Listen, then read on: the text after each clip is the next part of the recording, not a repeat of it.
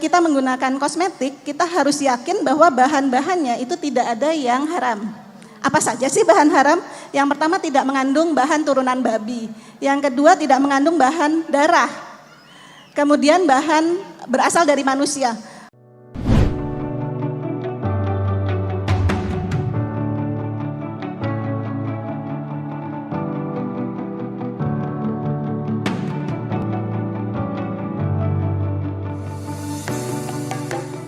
Baik, hari ini aku diminta untuk ngobrol-ngobrol soal pesona kesolehan muslimah milenial. Oke, langsung duduk aja ya kita ya. Baik, ini siang ya, siang hari ini nih kita akan mengobrol soal pesona kesolehan muslimah milenial ya kan. Dimana kita akan memberikan gambaran mengenai tren hijrah milenial saat ini nih. Yang menjadikan make up dan juga fashion muslim ini sebagai bagian dari tren masa kini. Kalau kita lihat kan kayaknya semua makeup itu berburu halal. Itu supaya kita semua terutama muslimah ini yakin untuk menggunakannya ya kan. Nah begitu juga dengan fashion muslimah. Ini Masya Allah kalau kita lihat sekarang tuh kan fashion bener-bener muslimah ya? itu, fashion muslimah itu kayaknya bukan sesuatu yang baru lagi di dunia fashion gitu kan. Bahkan jadi sesuatu yang wah bagus banget ya, yang bisa bersaing dengan fashion-fashion yang sudah duluan keluar. Nah di sini dengan teman-teman saya yang sudah di sini kita pastinya akan langsung ngobrol mengenai bagaimana sih pemahaman dan juga inklusi gerakan hijrah milenial dari kosmetik dan juga fashion itu tadi. Yang pertama kita ngobrolnya sama Mbak Sabrina Salsabila dulu deh. Iya boleh. Gimana Mbak Sabrina ini kan kalau kita tahu Wardah itu dari awal itu memang merupakan kosmetik halal. Betul. Gitu ya. Nah kalau kita lihat nih dengan segala make up halal yang sudah dikeluarkan, skincare dan semuanya. Ini tuh yang diharapkan dari Wardah sendiri dari awal tuh apa sih? Iya, jadi sebetulnya dari Wardah sendiri kita memang sudah dari awal pertama Wardah diproduksi itu tahun 1995 sebetulnya. Jadi sudah hampir 25 tahun ya. Kita memang membuat positioning produk kita sebagai produk halal dan bisa dibilang pionir dari beauty brand atau beauty product yang halal di Indonesia gitu. Jadi melihat tren milenial sekarang nih yang muslimah, yang muslim gitu ya semuanya itu udah lebih lebih bangga dengan value-value dan agama yang dianutnya gitu ya. Jadi semakin terlihat bahwa kebutuhan generasi milenial akan produk-produk yang halal itu juga semakin meningkat. Makanya kita sering lihat sekarang banyak sekali gitu kosmetik yang ikutan halal gitu. Sebetulnya dari Wardah sendiri sebagai pionir itu seneng dong pastinya ya ngelihat wah sekarang semakin banyak nih orang yang lebih aware terhadap produk halal sendiri gitu. Karena memang tadi sempat di backstage juga ngobrol ya sama Bu Susi gitu ya. Ternyata memang dari nggak cuma dari bahan baku gitu, tapi dari produksi, distribusi itu memang bisa dibilang rawan sekali gitu untuk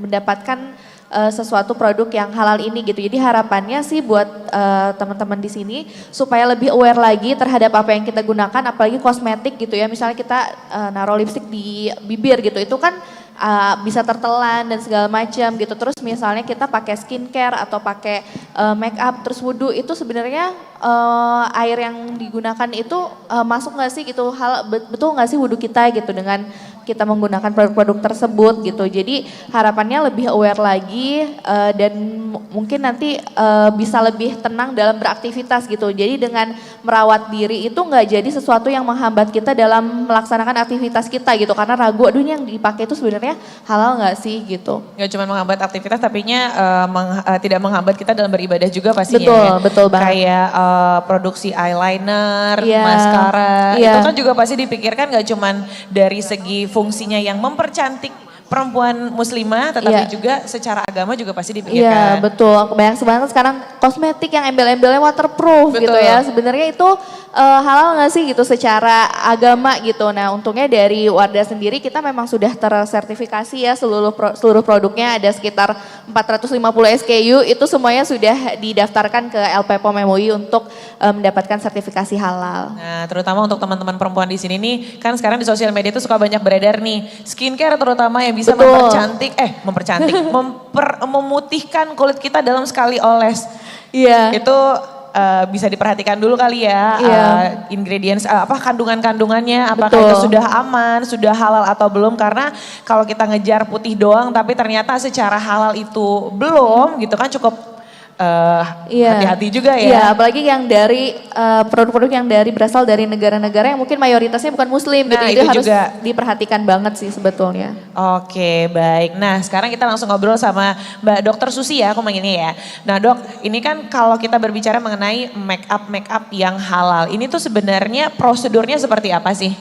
Ya, pertama mungkin kenapa sih make up itu harus halal gitu ya? Kalau kita pakai sebagai wanita, itu dari bayi sebenarnya kan pakai ya. Coba bayangan, pada saat bayi mandi kita kasih bedak. Itu udah salah satu dari kosmetik begitu.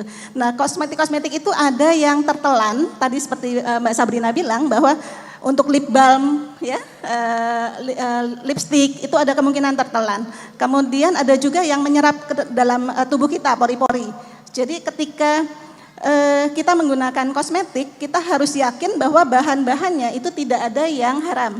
Apa saja sih bahan haram? Yang pertama tidak mengandung bahan turunan babi. Yang kedua tidak mengandung bahan darah. Kemudian bahan berasal dari manusia.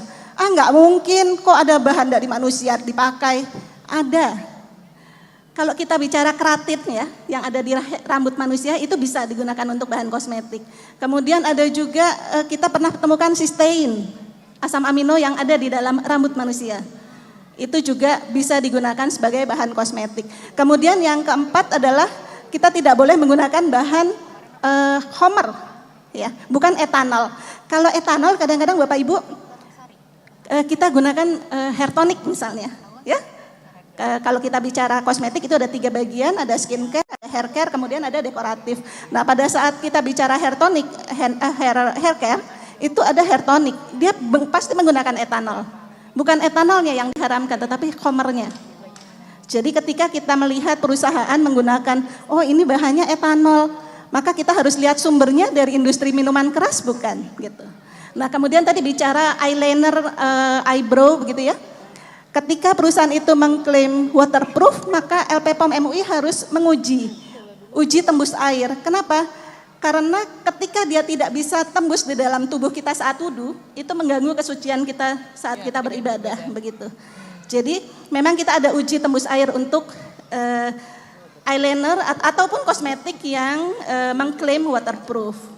Kemudian juga kalau bicara kehalalan kosmetik itu tidak hanya ingredientnya saja, tetapi juga bahan aplikatornya. Seperti di dalam misalnya blush on, kita pakai kuasnya berasal dari mana ya? Itu sudah termasuk yang kita cek. Apakah memang dari bulu babi ataukah berasal dari bulu kuda? Kalau untuk kosmetik boleh bulu kuda. Tetapi kalau untuk makanan kita masih menanyakan dulu, mungkin tidak kalau diganti sintetik begitu. Ya. Kemudian juga proses fasilitasnya. Tadi Mbak Sabrina mengatakan bahwa ada beberapa produk yang diproduksi di negara non muslim kebanyakannya. Nah, itu kita harus yakin bahwa di dalam line produksi tempat mereka produksi itu tidak ada produk yang memproduksi produk menggunakan bahan babi. Gitu.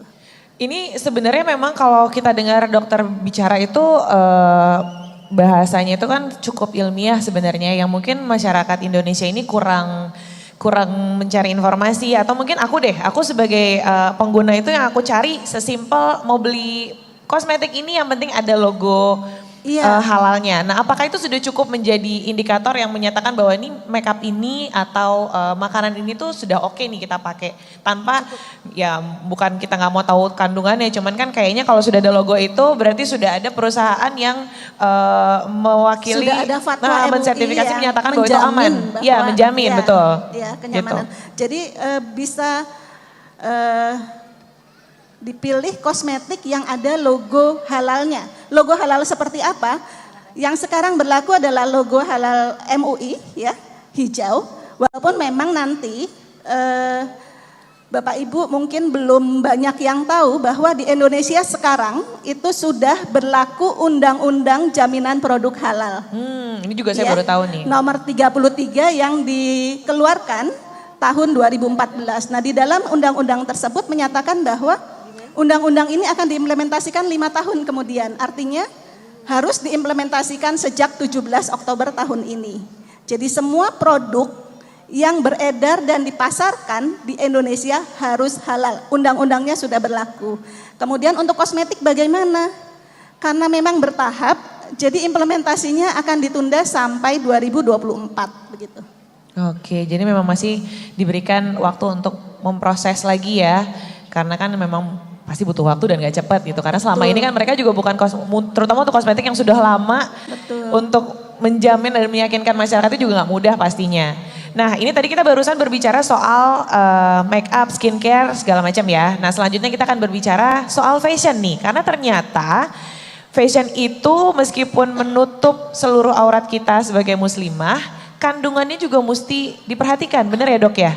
Karena ternyata gak semua kain itu aman digunakan oleh muslimah. Ini yang tidak banyak orang tahu termasuk orang-orang awam seperti saya. Yang penting bajunya cukup menutup aurat dan aman. Ternyata di balik itu tuh ada kandungan-kandungan yang mesti kita perhatikan juga gitu. Nah sekarang kita mau nanya sama Mbak Irna dari Islamic Fashion Institute. Ini pertama mengenai fashion dulu deh di Indonesia. Fashion muslimah yang sekarang ini menjadi sesuatu yang bukan hal baru lagi gitu. Memang sudah fashion yang setara dengan fashion-fashion yang sebelumnya. Ini gimana nih fenomena sekarang? Ya, Bismillahirrahmanirrahim. Fashion atau busana muslimah saat ini memang perkembangannya sangat pesat. Jadi saya sebagai pelaku usaha, saya sebagai praktisi di bidang busana muslim mulai tahun 2000-an. Jadi perbedaan 2000-an dengan tahun sekarang 2019 itu sangat-sangat pesat. Banyak brand bermunculan, terus kemudian banyak juga desainer-desainer baru dari desainer generasi milenial ya. Ini banyak sekali bermunculan. Nah saya sendiri, saya sebagai praktisi di bidang fashion dan ya punya sedikit ilmu ya untuk bisa di-sharing ketika kita membuat produk busana muslim, memang secara unsur fashionnya itu ada unsur-unsur gaya atau styling ya. Terus kemudian ada unsur pasti ada unsur desain dan konsep. Namun itu secara umum, fashion secara umum. Namun secara busana muslim, karena ini namanya busana muslim, kita juga harus memperhatikan kaidahnya. Nah, kalau mungkin di makanan itu ada halal haram, kalau di busana itu lebih ke kaidah mungkin ya, kaidah busana muslim atau kaidah secara syar'i. Jadi ada 7 poin dalam kaidah busana muslim. Yang pertama itu memang harus menutup seluruh tubuh kecuali muka dan telapak tangan, kemudian tidak ketat, kemudian tidak menerawang, tidak berlebihan, tidak menyerupai pakaian lawan jenis. Jadi mungkin sekarang asal ada yang mungkin berpendapat asal nutup aja gitu, nutup tapi ternyata masih ketat, atau misalnya nutup tapi masih transparan, masih kelihatan kulitnya gitu kan, atau misalnya menutup tapi memakai pakaian dengan model seperti lawan jenis misalnya gitu kan. Nah itu kalau secara kaidahnya memang tidak dianjurkan. Gini maksudnya kita sebagai umat muslim perintah mengenakan hijab atau busana muslim itu kan sudah memang jelas ada tergandung dalam Al-Quran, surat Al-Ahzab ayat 59 dan An-Nur.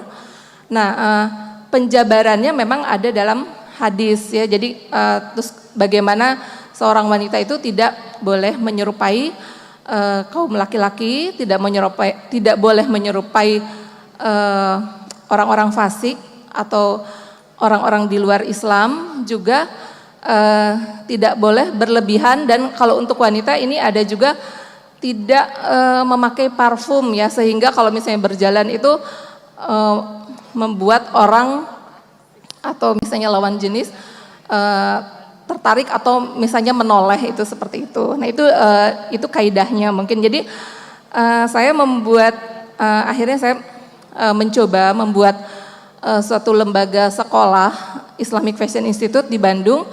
Itu adalah untuk Di antaranya adalah sharing tadi, sharing tentang ilmu fashion yang secara mungkin internasional, berlaku secara internasional, tadi masalah masalah gaya, masalah desain, masalah konsep, juga ini akan sharing mengenai masalah kaidahnya, kaidah busana muslim. Dan insya Allah Islamic Fashion Institute ini baru pertama kali ada di Indonesia. Bahkan kalau saya melihat kemarin waktu saya business matching dengan orang-orang di Dubai dan Jeddah, sekolah busana muslim ini baru satu-satunya di dunia mungkin ya, seperti itu. Jadi itu upaya kami dari Islamic Fashion Institute untuk mencoba memberikan batasan-batasan, dan untuk secara bisnisnya memang secara kaidah itu adalah aturan dari syariat. Kalau secara bisnis di busana muslim ini, karena kan Indonesia ini populasinya paling besar ya di seluruh dunia ya, populasi muslim terbesar di dunia, busana muslimnya sangat beragam. Jadi tadi kalau masalah gaya secara internasional itu ada gaya sporty casual, atau gaya feminin romantik gitu kan. Kalau di Islam ini lebih terbagi lagi gaya busana yang ada modest, ada juga ada yang syar'i gitu kan. Itu gaya yang dikategorikan berdasarkan karakteristik pemakainya gitu. Jadi kalau kita lihat di Indonesia ini kan sangat beragam. Jadi itu ada beberapa kategori yang dikelompokkan secara garis besar, itu ada 4 kategori. Jadi kalau kita lihat di sini para muslimahnya pasti berbeda-beda. Ada yang memakai busana modest konvensional, ada modest modern, ada yang syar'i konvensional, dan ada yang syar'i modern.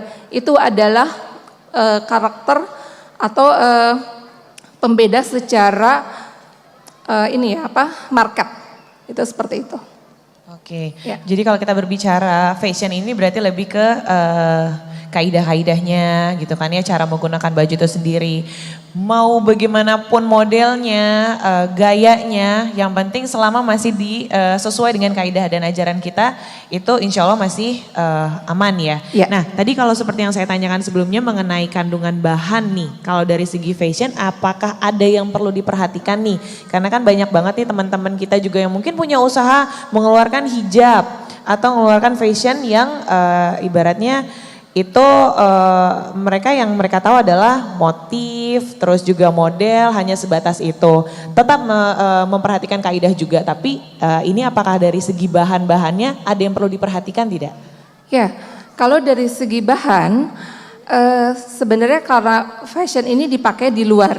Jadi di luar, dan untuk supaya amannya kan memang saya pernah tanya ke pabrik tekstil, kalau misalnya dalam hal obat-obatan kimia yang untuk pencelupannya misalnya kan, atau untuk pewarnaan, apakah itu aman gitu kan. Nah ada beberapa tekstil mungkin yang menggunakan emulsinya ya, saya kurang paham juga, mungkin menggunakan zat yang tidak halal misalnya kan. Nah tapi saya tanya juga ke Ustadz gitu kan, itu tapi bisa hilang dengan pencucian gitu. Jadi memang setelah emulsi itu dipakai di tekstil, kemudian biasanya proses sebelum masuk ke pasar tekstil itu dicuci, dan cucinya memang berkali-kali. Nah saya tanyakan kepada ahlinya, kalau pakaian atau bahan-bahan pakaian itu cenderung aman, kecuali kalau misalnya ada pakaian-pakaian yang membahayakan, membuat misalnya gatal atau membuat kulit iritasi, itu seperti itu. Mungkin itu yang harus dihindari. Tapi kalau secara umum itu karena melalui proses pencucian yang berkali-kali itu, insya Allah setelah ada di produksi konveksi mungkin atau di garment, itu sudah aman. Oke, nah ini kalau kita berbicara soal fashion itu kan sebenarnya luas ya, nggak hanya baju, tidak hanya hijab, tapi juga termasuk seperti tas. sepatu dan sebagainya. Nah ini kan sekarang banyak nih, aku beberapa kali sempat melihat di toko-toko sepatu misalnya atau tas. Sekarang mereka sudah memberikan logo pig skin atau menyatakan bahwa itu adalah mengandung atau terbuat dari kulit babi. Nah kalau seperti itu kan kita bisa langsung tahu nih karena udah dinyatakan bahwa itu mengandung pig skin. Bagaimana dengan kulit yang ternyata itu mengandung pig skin tapi kita nggak tahu, ada nggak sih cara untuk membedakan ini pig skin atau kulit sintetis kah atau itu kulit sapi yang aman dipakai sama muslimah gitu? Ya, saya pernah melihat bahwa di sebuah label sepatu dia memang menggunakan pig skin ya. Jadi sebenarnya kalau urusan fashion itu kan kita sebaiknya seperti makanan juga ya, seperti makanan atau kosmetik, seandainya ada hal-hal yang meragukan lebih baik ditinggalkan. Karena masih banyak yang aman atau yang dibolehkan ketimbang yang diharamkan gitu itu. Jadi kalau misalnya memang ada sih, saya pernah melihat di sepatu ya, ada gitu apa, dan tanda-tandanya itu kalau nggak salah ada titik tiga gitu, kalau nggak salah seperti itu. Oh berarti bisa iya. diperhatikan dari tekstur Ini jenis ada ya. kulitnya ya. Berarti mungkin teman-teman di sini bisa langsung di Ada googling titik-titiknya. atau dicari di internet Ya. untuk membedakan secara spesifik bagaimana sih tekstur antara pig skin atau kulit babi ini dengan kulit-kulit yang memang aman digunakan kita sebagai muslimah gitu ya. Ya. Baik, aku sekarang mau ke dokter lagi deh, boleh ya? Kakak-kakak tunggu sebentar ya. Ini menarik karena kita semua butuh informasi seperti ini supaya kita semua aman dalam menggunakan fashion, make up sebagai perempuan milenial. Ini kayak bapak-bapak belum tidur kan ya bapak-bapak ya? Boleh kalian nanti disampaikan untuk istri-istri yang ada di rumah yang mungkin gak ikut hari ini mengenai obrolan kita hari ini. Baik dokter, kan tadi sudah soal make up. Nah soal fashion mungkin ada yang mau ditambahkan gak dari dokter? Iya, mungkin muslimah sudah tahu ya, ada jilbab yang sudah dapat sertifikat halal. Ya, itu apa sih yang dilihat dari situ gitu ya? Nah, memang kita mengecek kalau kehalalan sertifikat halal itu terkait pada kehalalan bahan produk, bukan kehalalan bagaimana meraihnya begitu ya. Nah, jadi yang kita cek adalah bahan itu kalau dia berwarna catnya seperti apa. Dulu saya berpikir cat itu bahan kimia, tidak ada masalah begitu. Ternyata banyak asam lemak yang ada di situ untuk membuat pengikat sebagai bahan pengikat warna begitu. Nah, asam lemak itu harus dipastikan karena bisa berasal dari tanaman, bisa berasal dari hewan. Hewannya hewan apa ya? Apakah babi? Apakah sapi? Kalau sapi, bagaimana penyembelihannya sampai ke situ gitu. Tadi kan kalau Mbak Irna bilang kalaupun ternyata di proses pembuatan atau pencelupan motif atau warna pada kain ini memang mengandung asam lemak itu tadi, bisa dihilangkan melalui pencucian yang berulang kali. Nah ini kalau dari dokter mungkin ada saran yang lebih spesifik mungkin supaya memang si asam lemak itu pun kalau memang ternyata ada, itu bisa dihilangkan dan bagaimana sih kita bisa merasakan seperti apa sih kalau memang itu benar-benar sudah nggak ada gitu, supaya kita aman makainya. Iya memang ketika dia berasal dari hewannya sapi, itu tidak masalah begitu ya dengan tadi pencucian begitu. Tidak perlu harus dicuci 7 kali, salah satunya dengan tanah ya. Dan kemudian memang yang beredar banyak sebagian besar itu berasal dari palem gitu ya atau kelapa. Jadi kalau misalnya medsos bilang wah ini ada produk mengandung E sekian gitu ya. E itu adalah kode kodeks begitu. Yang memang ada kemungkinan berasal dari hewan, tetapi ada juga berasal dari tanaman. Sehingga ketika memang sudah ada logo MUI-nya, muslimah tidak perlu khawatir, oh itu sudah dijamin begitu. Ya. Itu untuk hijab yang sudah dinyatakan halal. Iya. Bagaimana Dan kalau kemudian, dengan hijab-hijab yang memang belum punya logo halal, tapi kita pakai? Iya. Karena kayaknya sekarang maksudnya gini, kalau untuk makanan itu memang kita sudah jelas nih kandungan Betul. apa segala macam. Betul, memang secara bertahap ya. Betul. Iya, Nah ini iya. untuk pengetahuan Secara kita bertahap. mengenai bahan atau kain atau penggunaan baju muslim yang secara tadi kalau Mbak Irna bilang secara syariat udah benar nih, tapi ternyata kandungannya juga Iya. tetap harus diperhatikan. Ini kayaknya informasi yang cukup penting juga untuk kita semua di sini sebagai muslimah bahwa apalagi kalau kerudung ini kan hijab ini kan banyak banget ya yang punya usaha hijab, mungkin di sini yang ada di dalam gedung ini juga punya usaha hijab tersebut, tapi mungkin belum punya logo halal. Nah itu tuh bagaimana tuh? Apakah kita tetap bisa tahu bahwa itu aman atau gimana? Mungkin juga teman-teman biar lebih tenang dalam menjual produknya itu gimana? Ada saran nggak dari dokter? Ya karena memang undang-undang semua produk di Indonesia yang dijual harus halal ini juga baru diimplementasikan, jadi memang ini bertahap. Seperti juga misalnya ada obat begitu ya, yang tadinya memang kita tidak tahu hutan belantara lah gitu, ini kehalalannya seperti apa, kan sama saja, baju juga begitu gitu ya.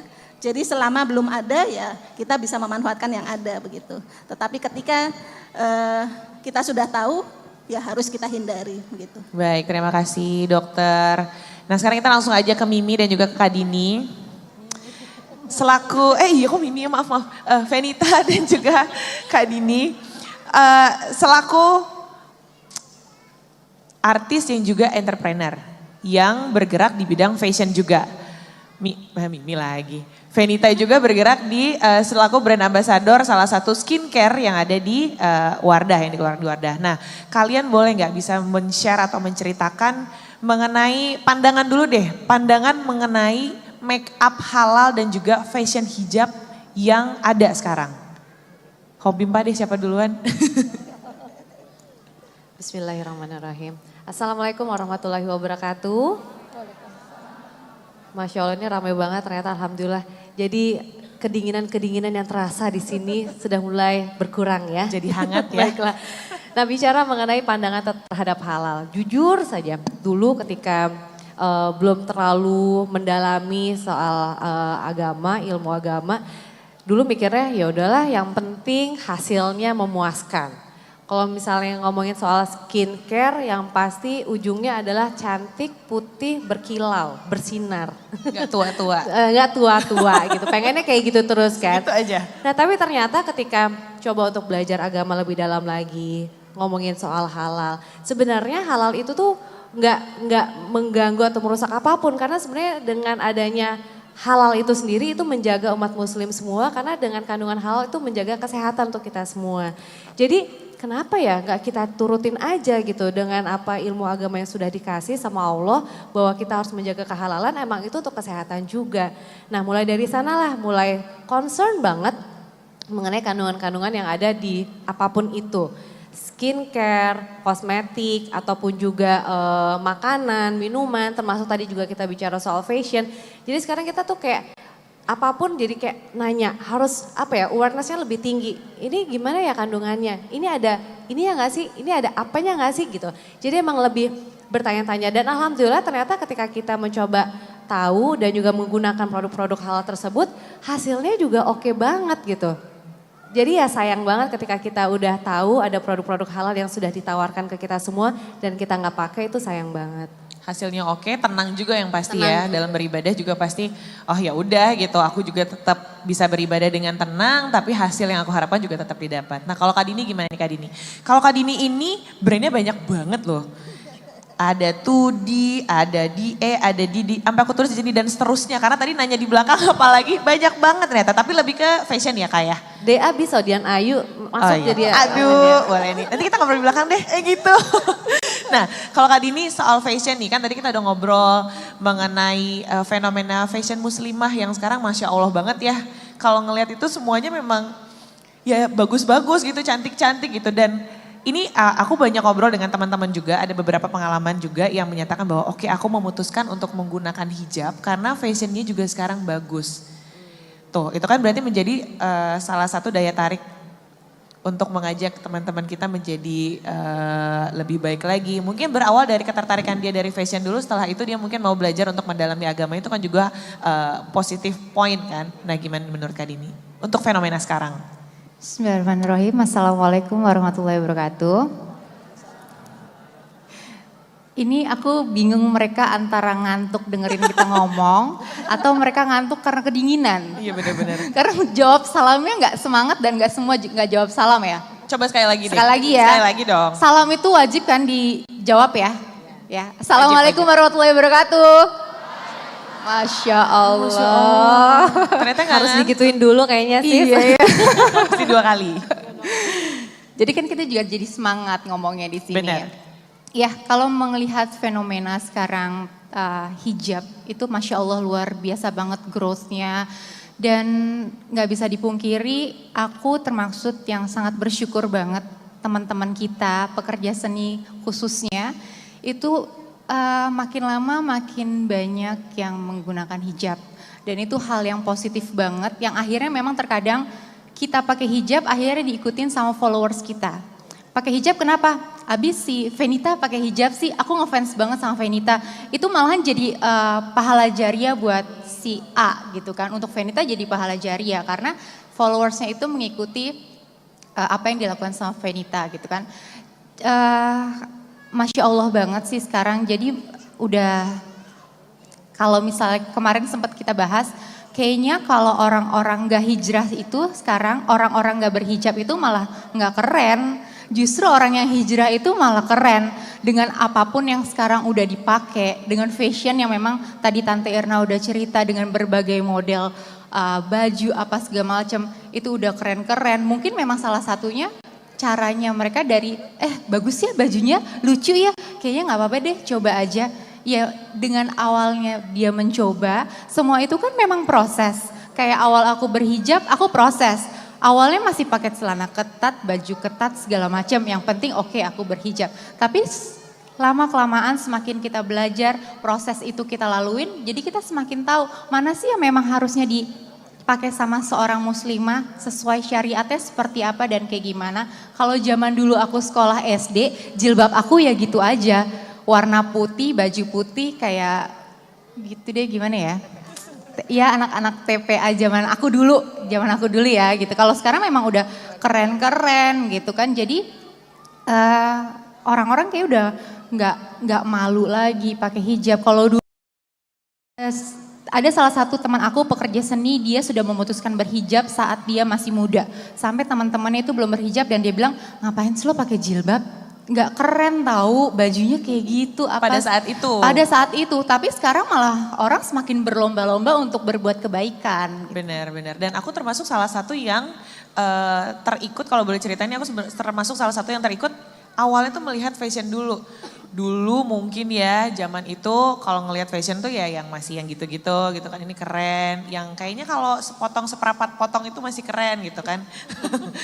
Kalau sekarang kalau ngelihat teman-teman, berawal dari ngelihat teman-teman gitu kan, wah ini bagus banget, ini bagus. Tertutup pun itu jadi bagus gitu. Bahkan ya itu seiring dengan berjalannya waktu, ini tuh yang kita pakai sekarang tuh kayak ibaratnya rem gitu. Ngerem diri kita untuk aduh kok kayaknya masih pendek banget, cari deh yang panjangan dikit gitu kan. Maksudnya semua orang juga pasti butuh proses untuk mempelajari bahwa ini tujuannya apa aja yang boleh, apa yang enggak, kayak gitu-gitu. Nah balik lagi ke pertanyaan untuk kalian berdua selaku pebisnis di dunia fashion juga. Ini kan masing-masing juga punya brand fashion kan. Ini tuh apakah harapan kalian tuh apa sih sebenarnya melalui fashion yang kalian keluarkan ini untuk teman-teman milenial sekarang terutama? Oke. Jujur sebenarnya fashion ini tuh merupakan passion buat aku sendiri dari dulu. Dari dulu semenjak sebelum berhijab, emang passion pengen banget punya clothing line sendiri. Nama Venita gitu, wah kayak keren banget gitu. Nah dulu tuh mikirnya orang-orang tuh kan selalu ada panutannya gitu. Iya pengen jadi sosoknya si A nih biar kelihatannya wah keren, gayanya juga ikutin sama. Nah aku merasa bahwa dulu mungkin ya namanya kita ada followers atau siapapun yang mengikuti kita otomatis kan dia akan ngikutin apa yang kita lakuin seperti yang Dini bilang. Nah dulu aku udah melakukan banyak hal yang kayaknya aduh harusnya tuh gak kayak gitu. Nah that's why ketika aku berhijab keinginan itu pun semakin besar. Kayak pengen banget bikin fashion karena ya balik lagi aku pengen mengajak orang-orang bahwa ternyata tuh pakai hijab, pakai baju muslim tuh keren gitu. Karena dulu tuh kalau pakai baju muslim tuh dianggapnya baju muslim. Jadi kayak baju-baju kayak kita nih baju gamis atau apa dianggap itu baju muslim. Mau kemana? Mau ke pengajian harus pakai apa? Baju muslim. Padahal itu emang baju kita gitu dan ngerasanya kayak ya kalau emang ke pengajian harus pakai baju kayak gitu tuh. Nah ini aku pengen ngubah mindset orang bahwa sebenarnya dengan kita pakai baju muslim ini, dengan kita bisa menggunakannya dengan apa ketika kita sholat juga. Karena kan ketika menutup semuanya insya Allah kita bisa gunakan ketika kita waktu sholat. Nah itu pun juga kan bisa membantu kita gitu. Nah jadi harapannya pengennya ya orang-orang yang dari awalnya mungkin ya kayaknya fashion muslim gitu-gitu aja. Jadi terubah semuanya. Ya kayak kita gitu, awal-awal dulu pasti kan ngomongin fashion, pakai fashion tuh pokoknya harus pakai rok mini atau apa gitu. Ternyata astagfirullah. Ini kan cerita ya, pengalaman boleh ya gitu. Kita cerita bahwa kita tuh semua pasti belajarnya dari pengalaman pastinya. Makanya jadi pengen banget ketika sekarang, wah pengen banget ya mengajak orang-orang mungkin bisa lewat dari fashion itu. Tambah lagi ya kan aku juga bikin brand untuk anakku Makaila. Itu pun juga sebenarnya itu salah satu hadiah buat dia karena dia mencoba memutuskan untuk berhijab. Masya Allah ya. Dengan waktu, dengan umur yang masih muda, aku aja malu banget gitu. Tapi pengennya dia juga bangga dengan hijabnya, bangga dengan gayanya, fashionnya. Makanya aku ajak dia untuk discuss gimana nih untuk gayanya anak zaman sekarang. Karena kan beda angkatan jauh ya. Jadi kalau misalnya aku bilang bagus gak warna ini? Ih tua banget. Nah gitu. Jadi kan dengan adanya dia ini mewakili teman-teman dia, sumurannya dia untuk bisa tetap fashion, tetap gaya. Tapi tetap ngikutin syariat agama kita. Seperti itu. Masya Allah. Kan dari gak cuman kitanya juga yang belajar, tapi anak pun juga pasti yang ada di rumah, lingkungan sekitar juga pasti akan ikut. Apalagi punya anak perempuan. Sama aku juga punya anak perempuan juga gitu. Cukup kritis mengenai pemilihan warna terutama. Itu kok terang banget warnanya gitu kan ya. Kayaknya mereka udah lebih tahu aja gitu ya. Nah kalau Kak Dini gimana nih Kak Dini? Bisnis fashion buat aku sama Mas Dimas, kita alhamdulillah mulai udah dari tahun 2011. Awalnya itu baju koko. Iya, alhamdulillah. Kenapa? Karena di situ kita dengan fashion kita bisa berdakwah, kita bisa bersyiar, kita bisa ngasih tahu kalau zaman waktu baju koko itu adalah kalau dulu baju koko itu cuma dipakai di saat hari raya dan dipakai saat sholat Jumat. Tapi akhirnya kita mikir, kayaknya kalau anak muda pakai baju koko harian juga keren kok. Gimana sih caranya? Ya kita bikin sesuai memang seleranya anak muda. Saat itu Mas Dimas masih muda pastinya, ya kan? Udah 11 tahunnya, udah 2011 ya kan, udah 8 tahun yang lalu gitu kan. Sekarang udah umur 40 sis. Ini muda. Alhamdulillah. Oh, ya. Masih muda daripada suami saya. Oh iya benar. Ya, kita menyesuaikan dengan apa yang memang anak muda suka dan sampai sekarang pun kita juga nggak menutup mata untuk ngelihat tren apa sih yang sekarang lagi digandrungin sama anak-anak muda karena memang target kita sendiri di 2D ini adalah pengen mengajak anak-anak cowok ini pakai baju koko buat harian, bisa buat nongkrong, bisa buat kerja atau bisa buat acara apapun dan di saat ibadah mereka tetap pakai baju yang bagus karena memang kan sebaik-baiknya kita beribadah itu kita menggunakan pakaian yang bagus gitu kan. Ya udah makanya saat itu yang dipikirkan adalah kita harus bikin sesuatu yang mengikuti tren. Sekarang ya anak-anak milenial dan kebetulan kita sekarang juga menggandeng brand ambassador kita ada Hawariyun. Nah itu kan anak muda banget, jadi kita diskusi juga dan alhamdulillah aku juga udah hampir jalan 2 tahun bareng sama Tante Irna. Kita juga diskusi dan kita cari ini tren yang sekarang lagi seperti apa nih dan kayak gimana. Kalau aku sama Tante Irna yang kita bikin I'm Syari X Dini Aminarti itu, kita berdua bikin sesuai dengan apa yang aku suka. Pokoknya Tante Irna bilang ini harus menggambarkan karakter kamu gitu kan. Karena memang gak bisa keluar dari jalur itu. Apa yang aku pakai ya itu yang Tante Irna bikin. Pokoknya Tante Irna bikin ini sesuai sama karakter kamu ya Din. Oke nanti kita diskusi mau warnanya seperti apa. Dan warna-warna yang kita bikin pun juga ya anak-anak milenial banget. Ya kan Tante? Yes. Masya Allah ya. Berarti tujuan dari teman-teman kita di sini kalau kita berbicara mengenai fashion adalah menjadikan bahwa baju muslimah dan baju koko itu bukan sekedar kostum, benar ya? Kostum yang cuma dipakai kalau lebaran atau pengajian atau mungkin cuma sholat Jumat doang, tapi bahwa ya itulah baju kita sebagai muslim dan muslimah gitu. Nah gimana caranya supaya menarik? Ya digodoklah dengan tren yang sekarang, dikawinkan, digabungkan dengan tren yang ada sekarang. Bahwa tren yang sekarang seperti apa modelnya, misalnya yang mini dengan motif yang seperti itu, bisa kok di dalam baju muslim juga ada kok yang seperti itu, sekece itu juga kok gitu. Ibarat anak milenial kan bilangnya kece ya, sekece itu juga. Begitu juga dengan makeup tadi ya Mbak Sabrina ya, mau cantik, mau terawat kulitnya juga bisa kok melalui jalan yang benar gitu, maksudnya sesuai dengan syariatnya, halal juga, aman kita dalam beribadah, tenang. terutama ketika wudhu itu tadi ya, kan kadang kalau kita terutama pekerjaan yang memang membutuhkan make up, yang nggak bisa dihapus terus diulang dari awal, nah itu apakah sudah aman atau belum? Karena kan kita tetap harus menjalankan kewajiban yaitu sholat di tengah-tengah itu mungkin ya, nah itu kan juga tetap harus diperhatikan. Baik, sekian obrolan saya, nah sekarang kita akan teman-teman yang di sini mungkin ada yang mau bertanya, boleh ya? Boleh kan ya bertanya ya? Assalamualaikum warahmatullahi wabarakatuh. Bismillah. Saya mau tanya yang tadi masalah soal hijab yang halal. Nah itu apakah nanti waktu kita mau cari hijab halal harus sama seperti kayak makanan, ada logonya seperti itu atau seperti apa? Oke, kira-kira mau bertanya ke siapa atau ke semuanya? Ke Bunda dari MUI kali ya. Oh oke, dari Ya, udah sama makasih. dokter berarti ya? Iya. Oke. Namanya tadi siapa maaf? Desi. Desi, oke, Mbak Desi. Ya, Mbak Desi, ya memang di logo di hijabnya mereka tempelkan logo ini, logo halal. Jadi bukan tulisan halam alif lam begitu ya, tetapi logo MUI. Ini adalah logo untuk produk yang disertifikasi halal. Jadi kalau tadi bicara sepatu, saya sedikit menambahkan ya, memang di sepatu itu ada di sepatu. Kulit babi itu spesifik ya, ada titik 3, bentuknya segitiga. Dan itu apabila disamak juga tetap masih kelihatan. Biasanya bukan sepatu kulit luarnya ibu-ibu bapak-bapak, tetapi di dalam sebagai lapisan. Sehingga kalau kita nginjek, nah itulah yang kita injek, kulit sepatu dari babi. Oke. Begitu. Tapi untuk mungkin kalau Ya, mau aku jadi tanya- kalau misalnya bicara hijabnya Hijab, memang ada logonya seperti ini. tapi itu Ya. mungkin masih proses ya. Untuk Karena satu brand itu memang mereka sudah disertifikasi Sudah dan ada. mereka sudah Oke, ada. berarti Tapi nanti untuk yang lain nanti mungkin menuju ke situ. ada logo halalnya. Iya. Oke, boleh aku Monggo. teman-teman panitia boleh tolong disampaikan? Maaf. Iya. Mbak sudah cukup jawabannya? Iya, jadi mungkin untuk hijab berlogo halal ini, berlogo MUI itu tadi mungkin akan segera diratakan ya, semua akan segera seperti itu gitu. Jadi kalau sekarang bismillah semuanya masih halal, tapi nanti kita akan semua lebih tenang lagi dengan adanya logo itu gitu. Ada lagi yang mau bertanya?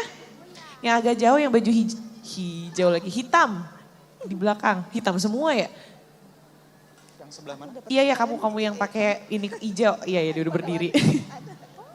Namanya siapa? Assalamualaikum warahmatullahi wabarakatuh. Waalaikumsalam warahmatullahi wabarakatuh. Perkenalkan nama saya Tiwi dari Institut Tazkiyah Bogor. Jadi kan tadi Kak Dini menjelaskan bahwa sebuah fashion itu kadang harus dari tentang karakter diri sendiri supaya gampang untuk dikembangkan. Lalu kan zaman sekarang itu lagi viral tentang quarter life crisis, di mana seseorang mulai canggung sama pemahaman sama hidupnya dia takut akan masa depannya gitu. Dan berarti kan dia harus tahu masa depannya harus kayak gimana dan tahu diri dia itu kayak gimana. Soalnya kan banyak orang yang sama sekali nggak kenal diri dia siapa kayak gitu. Nah terus menurut Kak Dini sendiri gimana sih cara kita buat kita kenal, bisa mengembangkan fashion itu sendiri kayak gitu. Terima kasih. Oke dengan Tiwi ya tadi ya? Tiwi mungkin Saking semangatnya. pakai atau mic-nya orang Bogor ya. Ya jadi mungkin maksud Tiwi adalah kalau fenomena sekarang nih teman-teman di kaum milenial adalah kehilangan jati diri gitu maksudnya ya? Mencari jati diri? Ya ketika dia mau mengembangkan fashionnya kan harus paham diri dia. Oke. Kadang kalau cuma ikut-ikutan takutnya stuck terus berhenti dan bubar gitu. Gitu. Bagaimana Kak Dini? Masya Allah. Iya, Tiwi berarti memang sekarang krisis PD itu, aku mengeluarkan ilmu kuliah aku ya, mengeluarkan kuliah aku, kebetulan aku kemarin kuliah ngambil psikologi. Krisis PD itu memang biasanya dialami saat-saat anak-anak yang memang lagi puber. Itu hal-hal itu pun juga mungkin kita alami semua, di mana kita masih mencari jati diri kita, sebenarnya kita mau apa dan kita mau seperti apa gitu kan.